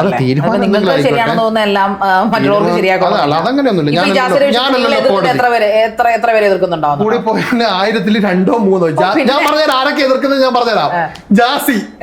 ജാസിയുടെ സുഹൃത്ത് ശ്രീലക്ഷ്മി, ഇനിയിപ്പോ ഞാൻ ആഷി, 4ാമത്തെ ഒരാൾ ഇന്ന് എനിക്ക് കിട്ടി. ചിരിക്കാൻ പറഞ്ഞല്ല, നന്ദി. ശാരിക. ഞാൻ എതിർക്കും. എതിർത്തോ? അത് നിങ്ങളുടെ ഇഷ്ടമല്ലേ? അത് സത്യമാണെന്നുള്ളത് ഇപ്പൊ തെളിഞ്ഞില്ലേ നമുക്ക്? 4 പേര്. അതെ, we are the 4 people. Definitely, no? ഒരു സംശയമില്ല. ഓക്കെ. പിന്നെ എനിക്കിനി ചോദിക്കാനുള്ളത്, കരയുന്നുണ്ടോ? ഞാനോ? എന്നെ കരയൊക്കെ നിങ്ങൾ ഇച്ചിരി പാടപ്പെട്ടു. ചിരിച്ചേണ്ടതായിരിക്കും. അതെ, ചിരിച്ചേന്റെ കണ്ണ് നിറഞ്ഞതാ. ഹോട്ട് സീറ്റ് ആയതുകൊണ്ട് ഹോട്ട് സീറ്റ്, ഭയങ്കര ഹോട്ട് സീറ്റ്. ഇത് റിയാലിറ്റി ബൈ ശാരി, അത് റിയൽ ഞാൻ ആരെ ഇറക്കി വിട്ടിട്ടില്ല. ആ ഒരു ഇത് ഞാൻ ചെയ്തിട്ടില്ല. മാത്രം ഇപ്പൊ യഥാർത്ഥ മുഖം. ഞാൻ കണ്ണൂരിന്നാണ് വരുന്നത്. അതിപ്പോ എന്നാ കണ്ണൂർ എന്നാ, ഇത് കേരളത്തിലല്ലേ? അല്ല, അല്ല മണിപ്പൂരാണോ? ഞാൻ കണ്ണൂർ എന്ന് പറയുമ്പോ നിങ്ങൾ പേടിക്കില്ലല്ലേ? ആര്? ഞാനോ? പണ്ട് ഞങ്ങൾ പേടിച്ചിട്ടില്ല, പിന്നെ ഇപ്പൊ ആര് പാവം? അറിയാതെ തന്നെ വന്നു പോയല്ലേ പാവം. ഞാനല്ലേ പാവം? ഞാൻ എന്നെ തന്നെ പറഞ്ഞ എനിക്ക് സ്നേഹിക്കുന്ന ഇത്തിരി കൂടുതൽ. അത് മനസ്സിലായി, അത് സ്നേഹ കൂടുതലാന്ന് എനിക്ക് മനസ്സിലായി. ഫുഡ് നല്ലോണം കഴിക്കുമല്ലേ? അത്യാവശ്യം കഴിക്കാം. ഞാനും ഇതുപോലെ ക്ലാസ്സിനൊക്കെ പോയിട്ട് വരുമ്പോഴേ സ്വന്തമായിട്ട് ഇതുവരെ ബിരിയാണി വാങ്ങിച്ചു സ്വന്തമായിട്ട് കൊടുത്തിട്ടുണ്ടോ? ആർക്ക് കൊടുത്തിട്ടുണ്ടോ? എനിക്ക് ഞാൻ സ്വന്തമായിട്ട് കൊടുക്കാറുണ്ട് ഇഷ്ടം. അതെന്ന് വെച്ചാൽ നല്ല ക്ലാസ് ഒക്കെ ആയി കഴിഞ്ഞാൽ ഞാൻ സ്വയം എനിക്ക് തന്നെ ബിരിയാണി അങ്ങ് വാങ്ങിച്ചു കൊടുക്കും. പിന്നെ മറ്റുള്ളവരൊക്കെ എങ്ങനെ വല്ലവരും വാങ്ങിച്ചു തരുമോ? പിന്നെ ഇപ്പം ഞാനിപ്പോ ഉച്ചയ്ക്ക് ശേഷം വാങ്ങി തരുന്നല്ലേ? വാങ്ങി തരുമല്ലേ? കേൾക്കുന്നുണ്ടല്ലോ ജനങ്ങളെ. എനിക്ക് 5 സ്റ്റാർ ഹോട്ടലിൽ നിന്ന് മേടിച്ചു തരാന്നാ പറഞ്ഞിരിക്കുന്നത്. Come to the point. പിന്നെ ഞാൻ അടുത്ത ഒരു ക്വസ്റ്റ്യനിലേക്ക് കടക്കാം. അതായത് നമ്മുടെ ഈ രാഷ്ട്രീയ പാർട്ടികൾ. അപ്പൊ അതില് ബൈചേട്ടൻ പലരെയും വിമർശിക്കുന്നത് കണ്ടിട്ടുണ്ട്. അപ്പൊ വിമർശിക്കുന്നത് കണ്ടപ്പോ നമ്മുടെ പ്രത്യേകിച്ച് അഖിൽ വിമർശിക്കുന്നത് മാത്രമേ കണ്ടിട്ടുള്ളൂ, സപ്പോർട്ട് ചെയ്യുന്നത് ഞാൻ അങ്ങനെ കാണൂല. അതാണ് ചിലരുടെ കണ്ണങ്ങനെ. വിമർശിക്കുന്നത് മാത്രമേ കാണൂ. നിങ്ങൾ വിമർശിക്കാനല്ലേ നിങ്ങളുടെ ചാനൽ തുറന്നു വെച്ചിരിക്കുന്നത്? അതല്ലേ ഞാൻ എന്റെ സോഷ്യൽ കമ്മിറ്റ്മെന്റിനെ കുറിച്ച് കൃത്യമായിട്ട് പറഞ്ഞു. എന്തുകൊണ്ട് എന്റെ പോസിറ്റിവിറ്റി നിങ്ങൾ കാണുന്നില്ല? പോസിറ്റിവിറ്റി എങ്ങനെ ഉണ്ടെന്നത്? എവിടെ വാ തുറന്ന ആൾക്കാരെ അങ്ങോട്ട് വലിച്ചു കീറും. 1000 ലഡു ഇട്ടിട്ട് അതിനിടയിൽ കടലുണ്ടെന്ന് പറഞ്ഞാൽ ലഡു അല്ലേ കാണുന്നുള്ളൂ? എന്താ പിന്നെ ലഡു എടുക്കാത്ത നിങ്ങള്? എന്താ കടല തപ്പിയെടുക്കുന്നത് എന്തിനാ? ഇല്ലാത്ത കടല. ഇതാണ് നിങ്ങളുടെ പ്രശ്നം. പോസിറ്റിവിറ്റി എന്നിൽ ഉണ്ടെങ്കിൽ ആ പോസിറ്റിവിറ്റി ശരി തോന്നണ്ടേ? ജനങ്ങൾ കൂടെ തോന്നണ്ടേ പോസിറ്റിവിറ്റി ഉണ്ടെന്ന്? പൊതുജനം പലവിധമാണല്ലോ. അതെ, തീർച്ചയായിട്ടും. അപ്പൊ ഈ നിങ്ങൾ ഈ ചാനൽ തുറന്നു വെച്ചിട്ട് സംസാരിക്കാൻ കിട്ടാത്തൊരു പ്രശ്നമല്ലോ? ഇല്ല, എനിക്കൊരു പ്രശ്നമില്ല. ഞാൻ നിങ്ങളുടെ ആ മുഖഭാവം ഓർത്തതാണ്. അതായത് ആ ക്യാമറയുടെ മുമ്പിൽ ഇരിക്കുന്ന നിങ്ങൾ ഒരു ഭാവം ഉണ്ട്. അതിപ്പോ പെട്ടെന്ന് എന്നെ ഓർക്കാറുണ്ടല്ലോ, എപ്പോഴും ഓർക്കാറുണ്ട്. ഇല്ല, കാരണം എന്നെ വലിച്ചീറാത്തോണ്ട് എനിക്ക് ഞെട്ടിയിരുന്നേക്കേണ്ട കാര്യമില്ല. വലിച്ചീറുന്ന പിന്നെ എനിക്ക് എന്തെങ്കിലും ചെയ്യാമായിരുന്നു. അത് കൂടെ ചേർത്ത് ക്വസ്റ്റ്യൻ ചോദിക്കായിരുന്നു. അതൊക്കെ പോട്ടെ. ഓക്കെ, അപ്പൊ നമ്മള് അഖിൽമാരാർ ആ കാര്യത്തിൽ ഞാൻ നിങ്ങളെ ഈ പറയുന്ന പോലെ എന്താ പറയുന്നത്, എനിക്ക് ചിലപ്പോൾ ചില കാര്യങ്ങളിൽ എനിക്ക് നിങ്ങളെ സപ്പോർട്ട് ചെയ്യേണ്ടി വരും. കാരണം അഖിൽമാരാർ എന്ന് പറഞ്ഞ വ്യക്തിക്ക് പല കാലഘട്ടങ്ങളിലായിട്ട്, അതായത് ബിഗ് ബോസിൽ നിന്ന് ഇറങ്ങിയ കാലം തൊട്ട് പുള്ളി ഓരോ തരത്തിലും ഓരോ രീതിയിലും ഭാവങ്ങൾ ഇങ്ങനെ മാറിക്കൊണ്ടിരിക്കുന്ന മനുഷ്യനാണ്. അപ്പോൾ കറക്റ്റായിട്ട് പാർട്ടിക്കാരെ കണ്ടുപിടിച്ച് അല്ലെങ്കിൽ അവരുടെ ആ ഒരു പ്രഹസനങ്ങളൊക്കെ കണ്ടുപിടിച്ച് അത് കൃത്യമായിട്ട് എങ്ങനെ സർക്കാസ്റ്റിക് ആയിട്ട് അവതരിപ്പിക്കാൻ സാധിക്കുന്നു ബൈചേട്ടന്? അതിപ്പോ ഈ അഖിൽമാരുടെ വിഷയത്തിൽ തന്നെ ഞാൻ പറഞ്ഞില്ലേ ശരി, ഈ മണ്ടത്തരങ്ങൾ കൂടുതൽ പറയുമ്പോഴാണ് ഇത് സ്ട്രൈക്കിംഗ് ആയിട്ട് വരുന്നത്. ഈ മണ്ടത്തരങ്ങളുടെ ക്ലിപ്പുകൾ മാത്രം പരക്കും. ഈ പരക്കുന്ന സമയത്ത് ഇതെന്റെ കയ്യിലെത്തും. ഒരുപക്ഷെ ഞാനിത് ചെയ്യുന്നത് വൈകിട്ടായിരിക്കും. ആദ്യം ഒരുപാട് വ്ളോഗേഴ്സ് ഇത് ചെയ്ത് കഴിഞ്ഞിട്ടുണ്ടാവും, റിയാക്ഷൻ വീഡിയോസ്. എന്റെ മിക്കവാറും ശരി ശ്രദ്ധിച്ചിട്ടുണ്ടോന്നറിയില്ല, ചില വീഡിയോസിന്റെ ഒക്കെ താഴെ വന്നിട്ട് എന്താ ബൈച്ചേട്ടൻ വൈകിയത്. കാരണം എൻ്റെ ജോലിയൊക്കെ കഴിഞ്ഞിട്ട് ഞാൻ കിട്ടുന്ന ഒരു സമയം വളരെ ഡെഡിക്കേറ്റഡ് ആയിട്ട് വളരെ ആത്മാർത്ഥതയോടെ സമയം കണ്ടത് ചെയ്യുന്ന ഒരു സാധനമാണ്. ഇച്ചിരി വൈകിയാലും എടുക്കാൻ ആളുണ്ട്. ലേറ്റായി വന്നാലും ലേറ്റസ്റ്റ് ആയി വരുമെന്ന് പറയുന്ന പോലെ ആൾക്കാർ കാണും. എന്റെ അഹങ്കാരം അതെന്റെ ഓവർ കോൺഫിഡൻസ് അല്ല, അത് ഞാൻ ഇത്രയും കാലം നടന്നു വന്ന എന്റെ സർവൈവലാണ്. കാരണം ഒരുപാട് കാലം എനിക്ക് സങ്കടം വരും അത് പറയുമ്പോൾ. ഒരുപാട് കാലം ഞാൻ ഇതിനുവേണ്ടി നടന്ന് ഞാനിപ്പോ സ്വന്തമായിട്ട് എൻ്റെ ഒരു സംരംഭം ബൈജൂസ് ബ്ലോഗ് എന്ന് പറയുന്നത്, കേരളത്തിൽ ഞാൻ എവിടെ പോയാലും 1-2 പേരെങ്കിലും എന്നെ അറിയും.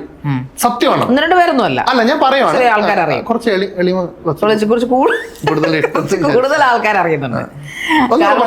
കുറച്ച് കൂടുതൽ ആൾക്കാർ അറിയുന്നുണ്ട്. അതായത് ആ കഷ്ടപ്പാടിന്റെ റിസൾട്ട് പോലെ പറയണമല്ലോ. ഉണ്ട്, കഷ്ടപ്പാടിന്റെ റിസൾട്ട് ഉണ്ട്. ആ കഷ്ടപ്പാടിന്റെ റിസൾട്ട് എന്ന് പറഞ്ഞാൽ മറ്റൊരു കാര്യം കൂടെ ഉണ്ട്. ഞാൻ പലപ്പോഴായിട്ട് പലർക്കും കമന്റ് കൊടുക്കും. ചിലപ്പോൾ എനിക്കൊന്നും റിപ്ലൈ കിട്ടൂല കമന്റിന്. പക്ഷെ ഞാൻ എന്റെ വീഡിയോസിന് ഓരോ ആൾക്കാരിടുന്ന കമന്റിനും ഞാൻ റിപ്ലൈ കൊടുക്കും പരമാവധി. പക്ഷെ ഇപ്പൊ എനിക്കത് കഴിയാറില്ല, സമയമില്ലാതെ മാത്രമല്ല ഒരുപാട് കമന്റ്സുകൾ കൂടി ഞാൻ അഹങ്കാരം പറയുന്നില്ല, നോക്കിക്കഴിഞ്ഞാൽ നിങ്ങൾക്ക് മനസ്സിലാവും. പക്ഷേ ഈ 1-2 കമന്റിന് കൊടുക്കുമ്പോൾ അവരുടെ ചിലരുടെ റിയാക്ഷൻ ഉണ്ട്. ബൈച്ചേട്ടൻ ഒരിക്കലും കമന്റിന് മറുപടി തരുമെന്ന് ഞങ്ങൾ വിചാരിച്ചിട്ടില്ല. ഞാൻ ഏറ്റവും സന്തോഷിച്ചൊരു നിമിഷം ഉണ്ടായിരുന്നു. ശാരിക ഒരു തവണ എന്റെ വീഡിയോക്ക് അടിയിൽ വന്ന് കമന്റ്, ഞാനത് പിൻ ചെയ്തു. എനിക്കതൊരു പ്രൗഡ് മൊമെന്റ് ആയിരുന്നു. അന്നാണ് ശാരികയാണ് എനിക്ക് മെസ്സേജ് അയക്കുന്നത്. ആ മെസ്സേജ് അയച്ചതിന് ശേഷം ഞാൻ, ശാരിക ഈ ഒരു സാധനം എന്നെ കണ്ടുവരുന്ന കുറെ ആൾക്കാർക്കുണ്ട്. അവരെനിക്ക് മെസ്സേജ് അയക്കും, ബൈച്ചേട്ടാ നിങ്ങൾ എനിക്ക് മറുപടി തന്നതിന് നന്ദി. ഒരു ഭയങ്കര ഫീലാണ്. ഞാനിപ്പോ പുറത്തു പോകുമ്പോ എന്നെ ആൾക്കാർ ഐഡന്റിഫൈ ചെയ്യുമ്പോ സത്യം പറഞ്ഞാൽ അത് ആസ്വദിക്കുന്നുണ്ട്. തീർച്ചയായിട്ടും നമ്മളും ഒരു ബ്ലോഗർ അല്ലെങ്കിൽ നമ്മൾ യൂട്യൂബർ ആയതുകൊണ്ട് നമുക്ക് അറിയാം, അത് 1-2 പേര് കാണുകയും നമുക്ക് അവർ റിപ്ലൈ തരികയും നമ്മളതിന് താങ്ക്സ് പറയുകയും ചെയ്യുമ്പോൾ നമ്മൾ ഒരു ആനന്ദം ഉണ്ടല്ലോ, അതൊരു വേറെ ആർക്കും മനസ്സിലാവില്ല. ഓക്കെ, നമ്മൾ വന്ന പോയിന്റ് ഇവിടെ നിന്നാണ്. പിന്നെ അഖിൽമാരായുടെ വിഷയം ഇതെങ്ങനെ വരുന്നു വെച്ചാൽ, ഇതുപോലുള്ള സാധനങ്ങൾ ഇങ്ങനെ പടരും, ചെറിയ ചെറിയ ക്ലിപ്പുകളായിട്ട് പടരുന്ന സാധനം ഞാൻ എടുത്തിട്ട് വീഡിയോ ചെയ്യും. എന്തായാലും മിസ്ലീഡിങ് ആണെന്നുള്ളതും മണ്ടത്തരമാണെന്നുള്ളതും പൊതുജനത്തിനൊരു ബോധം ഉണ്ടാവും. ഇപ്പൊ ഞാൻ ഈ സംസാരിക്കുന്നതിലും ചിലപ്പോൾ എന്തെങ്കിലും സാധനങ്ങൾ ഉണ്ടാവും, അതൊക്കെ ക്ലിപ്പായിട്ട് കട്ട് ചെയ്തിട്ട് പുറത്തു വിടും ചിലപ്പോൾ. അത് അങ്ങനെ ഒരു സംഭവം കൂടെ ഞാൻ പറഞ്ഞേക്കാം. അതിനിടയിൽ നമ്മുടെ മലയാളത്തിലെ തന്നെ ഏറ്റവും പ്രമുഖരായിട്ടുള്ള ഒരു ഓൺലൈൻ മീഡിയ ചാനലുണ്ട്.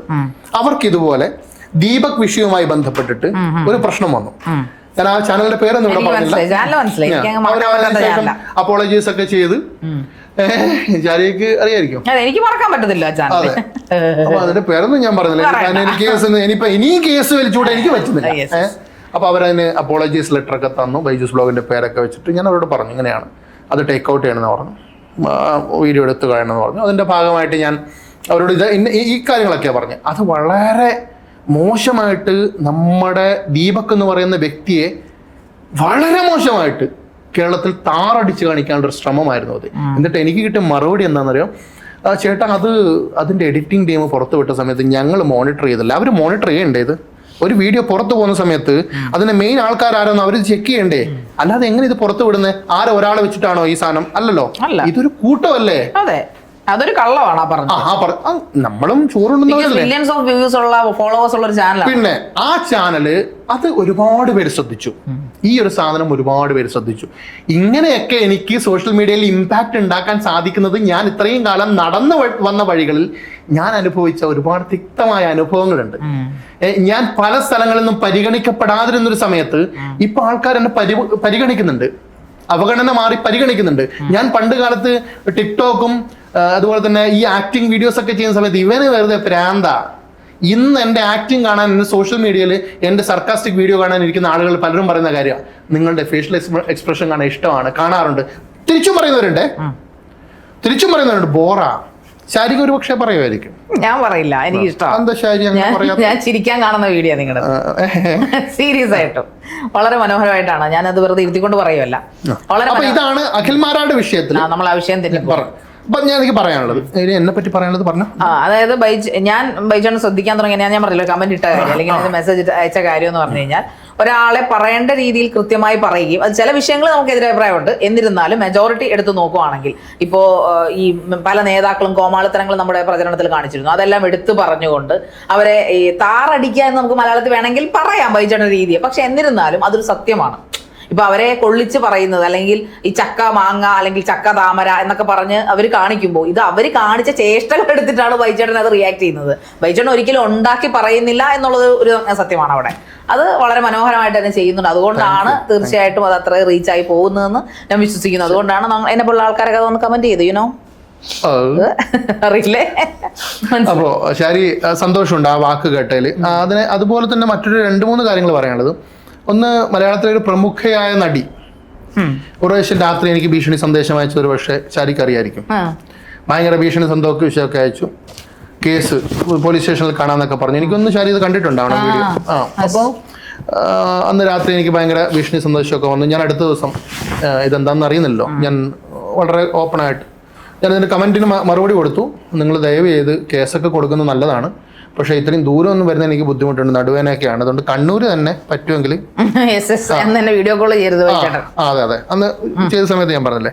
അപ്പോൾ ഞാൻ ഈ ഒരു വിഷയം പറഞ്ഞിരുന്നു. ഇതിന് പിന്നെ റിപ്ലൈ ഒന്നുമില്ല. ഞാൻ വീഡിയോ ചെയ്ത സമയം അടുത്ത ദിവസം പ്രമുഖയായൊരു നടിയാണ്. അടുത്ത ദിവസം എനിക്ക് മെസ്സേജിന് റിപ്ലൈ വരുവാണ്, എടാ ഇത് ഇന്നാളല്ലടാ, ഇന്നാളുടെ PA ആണെടാ എന്നും പറഞ്ഞിട്ട്. ഞാൻ പറഞ്ഞു ആണോട്ടാ, അങ്ങനെയാണെന്നുണ്ടെങ്കിൽ നീ ഒരു കാര്യം ചെയ്യും, നമുക്ക് കേസുമായിട്ട് മുന്നോട്ട് പോകാമെന്ന് പറഞ്ഞു. പറഞ്ഞ സമയത്ത് എന്നോട് ചേച്ചി പറഞ്ഞു, അവരുടെ ഒന്നും പിറകെ പോണ്ടിടാ, കുരയ്ക്കും പട്ടി കടിക്കില്ലടാ എന്ന് പറഞ്ഞു പോലും. അപ്പൊ അതിന് കൃത്യമായി ഞാൻ മറുപടി കൊടുത്തു. അത് ഈ മറുപടി ഇപ്പൊ ഇവിടെ പറഞ്ഞ സുഖക്കുറവുണ്ട്. എന്റെ ഇപ്പം നിങ്ങൾ പറഞ്ഞ കണക്ക് ഭയങ്കര അല്ലെ അങ്ങനെ കാണുന്ന എന്റെ ചില കമന്റുകളൊക്കെ ശ്രദ്ധിക്കാറുണ്ട്. നല്ല കമന്റുകൾ. അതിപ്പോ ഈ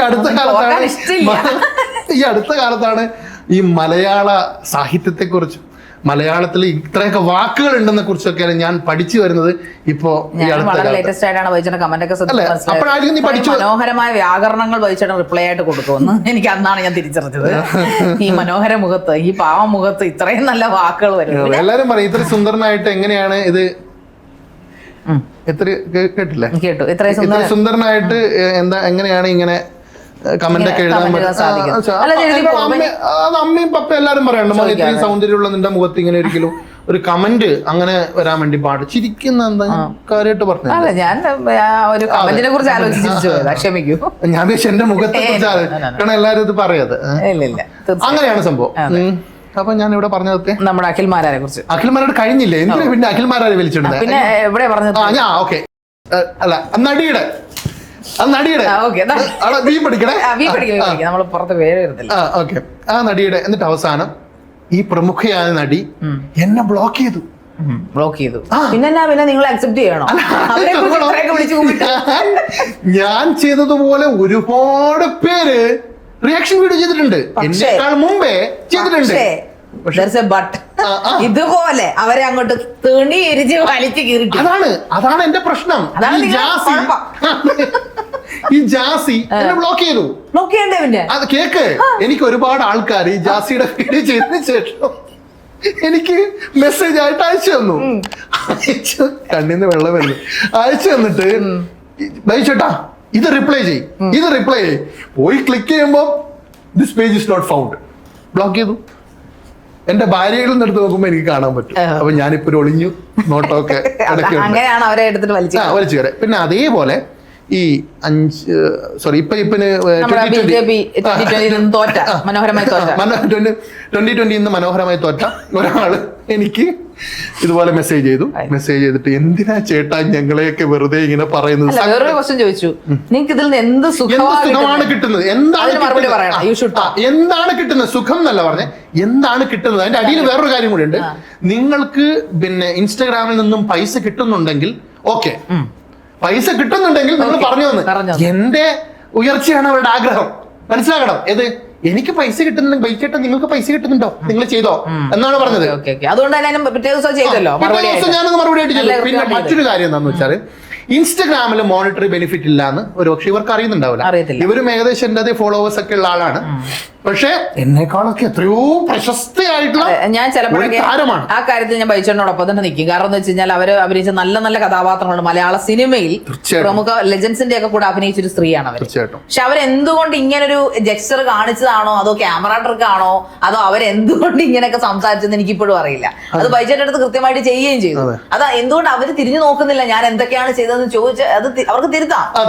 അത് ഞാൻ ഇപ്പോഴത്തെ വീഡിയോയിൽ ഞാൻ പറഞ്ഞിട്ടുണ്ട്. നിങ്ങൾ സമയം പോലെ നിങ്ങളുടെ എല്ലാം ശരിയാകുന്ന സമയത്ത് ഈ തിരക്കൊക്കെ കഴിഞ്ഞ് വെറുതെ ഒന്നെടുത്ത് വീഡിയോ ഇങ്ങനെയാണോ ഞാൻ എനിക്ക് തോന്നുന്നു ബൈച്ചേട്ടനെ ഇനിയിപ്പം ബൈച്ചേട്ടന്റെ ഈ നേരത്തെ പ്രമുഖ നടി ഒരു കാര്യം പറഞ്ഞില്ലേ, ആ പ്രമുഖ നടിയൊക്കെ പണ്ട് ഇനാഗുറേഷൻസ് ഒക്കെ കണ്ടമാന ഇനാഗുറേഷൻസ് ആയിരുന്നു. എനിക്ക് ബൈച്ചേട്ടൊക്കെ വലിച്ചു കീറിയത് കൊണ്ടായിരിക്കാം ഇനിയിപ്പോ അങ്ങനെ ഇനാഗുറേഷൻസ് ഇല്ല. ഇനോഗ്രേഷൻസ് കുറഞ്ഞു എന്ന് മാത്രമല്ല എക്സ്പോസിംഗും കുറഞ്ഞു.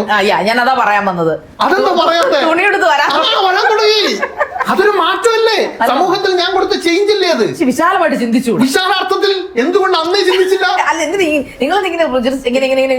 നാരോ മൈൻഡഡ് അല്ല അതിന്റെ വിഷയം.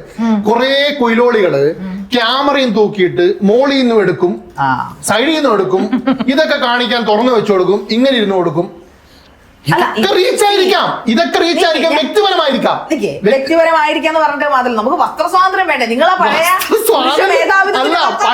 പണ്ടത്തെ മുലക്കച്ച കെട്ടി നടക്കണമെന്നല്ല ഞാൻ പറഞ്ഞത്. ഇത് ജനങ്ങൾ കാണുന്നുണ്ട്, ഒരുപാട് പേര് കാണുന്നുണ്ട്. എല്ലാവർക്കും ദഹിക്കണമെന്നില്ല. അങ്ങനെയാണെങ്കിൽ നമുക്ക് എല്ലാവർക്കും ഞാൻ ഒരു കാര്യം പറയാം, അങ്ങനെയാണെങ്കിൽ എല്ലാവർക്കും ഇതേപോലെ കാണിച്ച് നടന്നാൽ പോരെ? എന്തുകൊണ്ടാണ് അവരെന്തിനാണ് വന്നത്? അവരെന്തിനാണ് അമ്പലത്തിൽ വന്നത്? ആര് ഈ പറയുന്നത് ഞാൻ പറഞ്ഞ പ്രമുഖ നടി എന്തിനാണ് അന്ന് വന്നത്? ഓ അത് ഓക്കെ, അത് നമ്മുടെ ഒരു ഫംഗ്ഷൻ നടത്താൻ. അതേ ഉള്ളൂ, അത്രേ ഉള്ളൂ. മറ്റെങ്ങനെയും നടന്നോട്ടെ. അവര് നല്ല സാരി സെറ്റ് കൊണ്ട കൂടുതലേ വന്നേ. അതെല്ലാം കാണുന്നുണ്ടായിരുന്നില്ലേ? കാണിച്ചതല്ലേ? അത് സോഷ്യൽ മീഡിയയുടെ കുഴപ്പമല്ലേ? അത് സോഷ്യൽ അതേ നമ്മുടെ കുയിലോളികൾ ഇങ്ങനെ ക്യാമറ വെച്ച് കഴിഞ്ഞാൽ പിന്നെ സാധനം കാണൂലേ? ഈ കാണുമ്പോൾ അപ്പൊ നമ്മൾ അവരല്ലേ- പ്രതികരിക്കൂലേ? അവരല്ലേ ഇനി ഓക്കേ, നിയന്ത്രിക്കേണ്ടത്? എനിക്ക് സീക്രട്ട് ആയിട്ടാണ് ആ വീഡിയോ അയച്ചെന്നാൽ ഞാൻ കാണും. പബ്ലിക്കായിട്ട് എടുത്തുകൊണ്ടല്ല പ്രതികരിക്കുന്നത്. അതാണ് നിങ്ങളുടെ പ്രശ്നം. ആ, അതായത് നിങ്ങളൊരു ബോംബൂടിയാണ് ഇതൊക്കെ നിങ്ങളുടെ ബോംബൂടിയാണ്. ഞാൻ പറയുമ്പോ social സമ്മതിക്കില്ല. activist, പറയുമ്പോ ഒന്നും social പറയാൻ activist, സമ്മതിക്കില്ല. പറയുമ്പോ സോഷ്യൽ ആക്ടിവിസ്റ്റ് ആണ്. ചില സമയത്ത് അറിയാതെ സത്യം അതാണ് റിയാലിറ്റി. ഞാൻ പുറത്ത് പുറത്ത് വരുന്നത്. വൈജേട്ടാ, വൈജേട്ടൻ ഇപ്പം ഈ പറയുന്ന പോലെ ഒരുപാട് അവഹേളനങ്ങളിൽ നിന്നും ഒരുപാട് തിക്താനുഭവങ്ങളിൽ നിന്നും വൈജേട്ടൻ ഒരു സിഗ്നേച്ചർ ക്രിയേറ്റ് ചെയ്തെടുത്തിട്ട്, അതായത് ഞാൻ ഈ പറഞ്ഞ ഒരു അവഹേളനമൊന്നുമില്ല. പറയാൻ സമ്മതിക്കും. ഞാനൊന്ന് ആദ്യം പറയട്ടെ. സോറി. ഒരു കലാരൂപം, അതായത് നിങ്ങളുടെ രീതിയിൽ ഒരു സോഷ്യൽ മീഡിയയിൽ ഒരു കലാരൂപം നിങ്ങൾ എടുത്തു വെച്ചിട്ടുണ്ട്. അതായത് ഒരു സർക്കാസ്റ്റിക്, അത് അങ്ങനെ ആരും ചെയ്യുന്നില്ല ആക്ച്വലി. ഒന്നെങ്കിൽ എല്ലാവരും വലിച്ചു കീറും, അല്ലെങ്കിൽ നമ്മുടെ സീക്രട്ട് ഏജന്റ് ഒക്കെ ചെയ്യുന്ന പോലെ കാരണത്തിരുന്നിട്ട് പരമപുച്ഛത്തിൽ, ഒന്നെങ്കിൽ എന്നെ പോലെ വലിച്ചു കീറുക, ഭയങ്കരമായിട്ട് അങ്ങോട്ട് ചാടി കടിച്ച് കീറാഞ്ഞില്ല. പക്ഷെ നിങ്ങൾ അതൊന്നും എനിക്ക് പരമപുച്ഛമൊക്കെ ഉണ്ടോ? അവന് അങ്ങനെ ഉണ്ടോ? പരമപുച്ഛം എന്താ സായിക്കില്ലേ? പുച്ഛം പോലെ പലരെയും പുച്ഛിക്കുമല്ലോ സായി. അതൊരു കുഴപ്പമൊന്നുമില്ല, സായിക്കാനുള്ള ധൈര്യമൊക്കെ ഉണ്ട്. അതൊന്നും ഞാൻ പറയാൻ ആളല്ല. ഞാൻ എന്നെ പറയാൻ സമ്മതിക്കും, അനുവദിക്കും. ശരി. ഓക്കെ.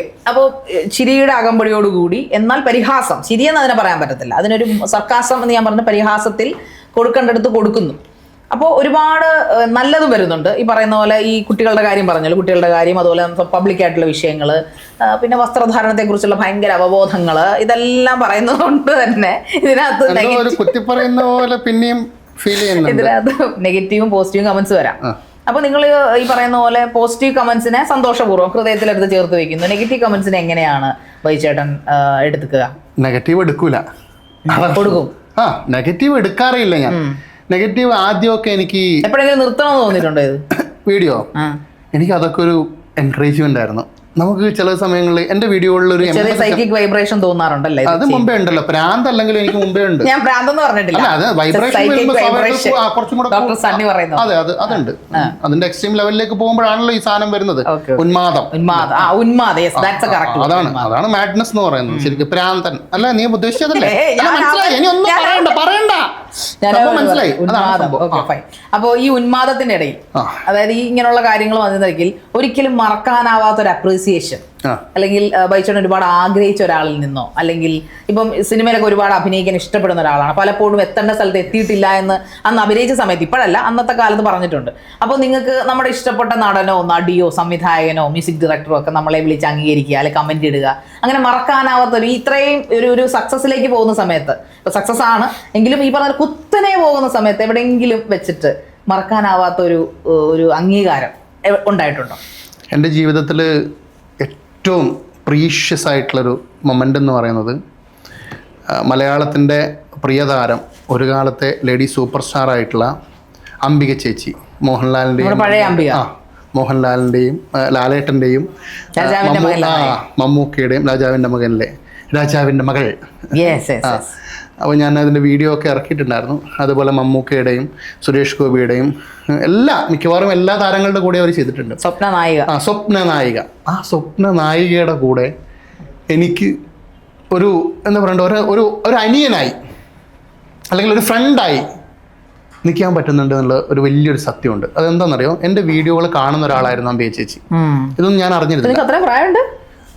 എനിക്ക് നല്ല പ്രായമുണ്ട്. ഒരു 10 ഈ വരുന്ന ചിങ്ങത്തില് 19 20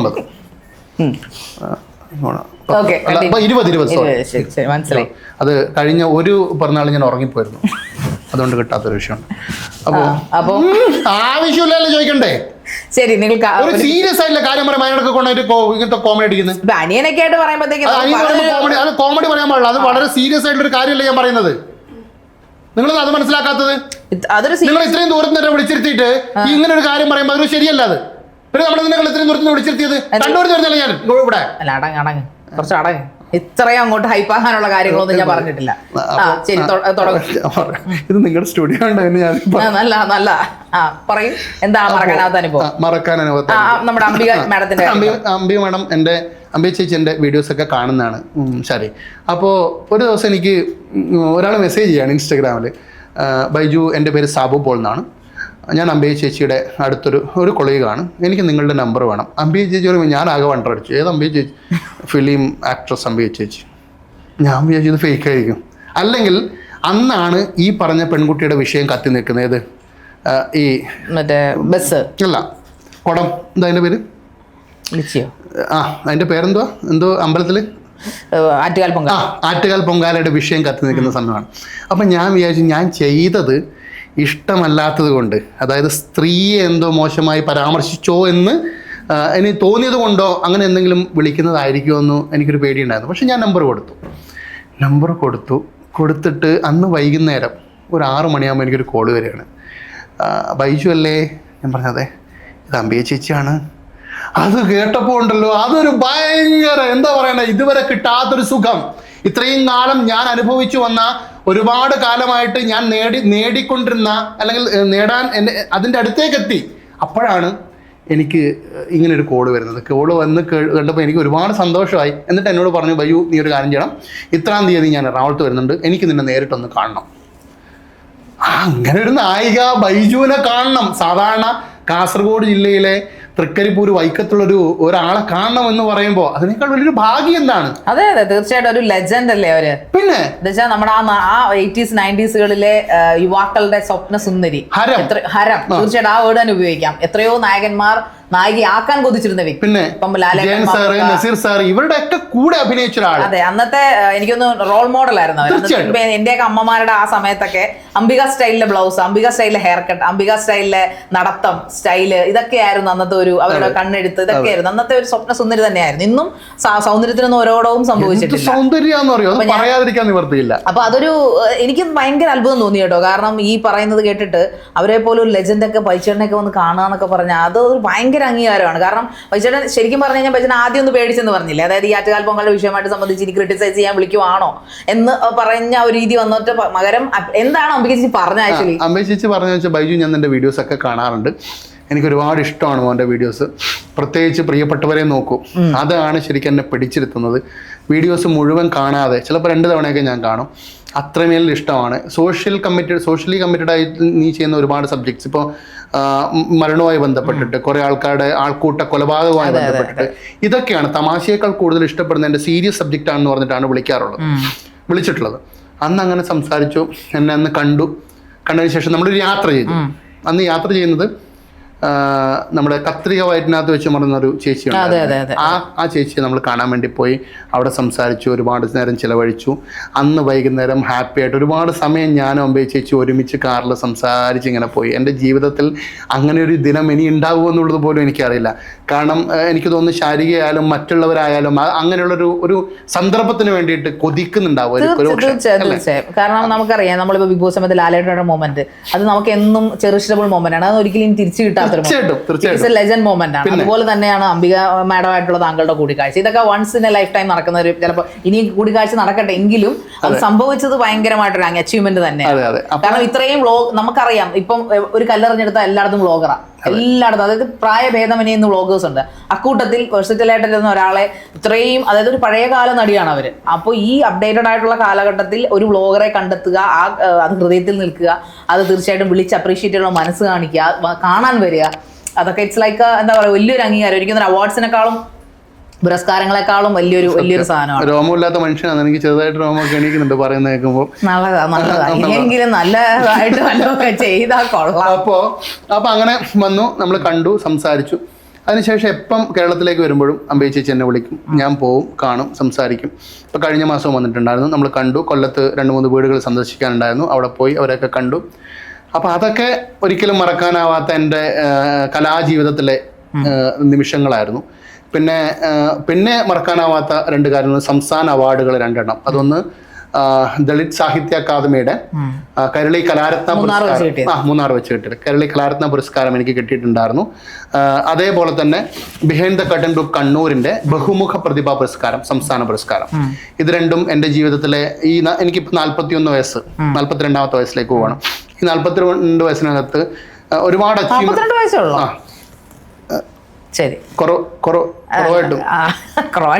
അത് ഞാൻ പറഞ്ഞില്ലേ, 20 വയസ്സിന്റെ ഒരു എന്നോട് പറയും, മുഖം കണ്ടു കഴിഞ്ഞാൽ അങ്ങനെ പറയാൻ തോന്നൂല എന്ന് പലരും പറയാറുണ്ട്. പക്ഷെ ഞാൻ അങ്ങനെ അത് കാര്യമാക്കാറില്ല. കാരണം ഒരുപാട് പ്രപ്പോസൽസ് ഇപ്പോഴും വരാറുണ്ട്. വൈഫാണ് മിക്കവാറും എന്റെ ഹാൻഡിൽ ചെയ്യുന്നത്. അപ്പൊ അതൊക്കെ അവിടെ നിൽക്കട്ടെ, അത് വേറൊരു പോർഷനിലേക്ക്. അത് അങ്ങനെ നിരാശപ്പെടുത്താൻ പാടില്ല. അതുപോലെ ഒരുപാട് പേര് എനിക്ക് മെസ്സേജ് അയക്കാറുണ്ട്. ചേട്ടന്റെ വീഡിയോ ഇപ്പോഴും നമ്മൾ ഇപ്പൊ കാറിൽ വരുന്ന സമയത്ത് ഞാനിപ്പോ നമ്മുടെ ഡ്രൈവറിൽ പെണ്ണുങ്ങളൊക്കെ വെച്ചിട്ട് മെസ്സേജ് അയക്കുവോ? അയക്കാറ്. നല്ല മെസ്സേജോ? നല്ലതല്ല, കടം തരുമോ, 5000 രൂപ കടം തരുമോ, 1000 രൂപ കടം തരുമോ, അല്ല തെറി മെസ്സേജ് അല്ല. അല്ല തെറിയൊന്നും വിളിക്കാറില്ല. ആ പരിചയപ്പെട്ട ഇപ്പോഴത്തെ സോഷ്യൽ മീഡിയ ഒരു കാര്യം എന്താണെന്നറിയോ, പരിചയപ്പെട്ട അടുത്ത നിമിഷം കടമാണ്. അയ്യോ കഴിഞ്ഞ ദിവസം എൻ്റെ ഇൻസ്റ്റാഗ്രാമിൽ ചേച്ചി ഒരു കാര്യം ചോദിച്ചോട്ടെ, ഞാൻ പറഞ്ഞാൽ ചോദിച്ചോളൂ, എനിക്കൊരു ഹെൽപ്പ് ചെയ്യാം. അപ്പം ഞാനത് വല്ല ബർത്ത്ഡേ വിഷോ അങ്ങനെ എന്തെങ്കിലും ഞാൻ പിള്ളേർക്ക് ഇട്ട് കൊടുക്കും. അപ്പം അതെ എനിക്ക് EMI അടയ്ക്കാൻ പൈസയില്ല, ഒരു 2500 രൂപ കടം തരുമോന്ന്. ഇപ്പോഴത്തെ ഒരു പരിപാടിയാണ് അത് ഞാനത് ഇതെന്താ പിള്ളേർക്ക് ഇതെന്താ പറ്റുന്നത്, ഒരു പരിചയമില്ല. ശരി ഞാൻ സോഷ്യൽ മീഡിയയിലുള്ളതാണ്, ബിഗ് ബോസ് ആണ് എന്ന് പറഞ്ഞാലും എങ്ങനെ പറ്റുന്നു കുട്ടികൾക്ക്? അത് വീട്ടിൽ ഇതൊക്കെ അറിയാവോ? ഡയറക്റ്റ് ആയിട്ട് ചോദിക്കും. ഡയറക്റ്റ് ആയിട്ട് ഞാൻ ഇന്ന വീഡിയോ ആണ് ചെയ്യുന്നത്, ഞാൻ ഇതെടുത്ത് കണ്ടന്റ് ആക്കുമെന്ന് അവർക്കറിയാം. എന്നിട്ട് അവരെന്താ ചെയ്യുന്നത്, ഡയറക്റ്റ് ആയിട്ട് ചോദിക്കുകയാണ് കടം, ഒരു 500 രൂപ മരുന്ന് വാങ്ങിക്കാൻ. മന്തി കഴിക്കാൻ ചോദിച്ച പെണ്ണുങ്ങളുണ്ട് എന്റെ പെൺകുട്ടി. പെണ്ണുങ്ങളെ മന്തി കഴിക്കാൻ, KFC ചിക്കൻ വാങ്ങിക്കാൻ ഞാൻ പുറത്തു വിടുമ്പോഴെങ്കിൽ വേണ്ട പാവങ്ങള്. നല്ല അതുകൊണ്ടാണ് ചിലപ്പോൾ അവർക്ക് മന്തി ഒന്നും വാങ്ങിച്ചു കൊടുക്കാൻ വീട്ടില്ല. അതും ഇത്രയും ദൂരമുള്ള എന്നെ തന്നെ മന്തിക്ക് വിളിക്കണം, കാരണം ഇതൊന്നും നമ്മൾ പുറത്തു വിടലാന്ന് വിചാരിച്ചിട്ടായിരിക്കും. 500 രൂപയുടെ മന്തിക്കൊന്നും ബൈജു പുറത്തു വിടൂല. അതെ പക്ഷെ ബൈജുവിനെ അവർക്ക് അറിയില്ല.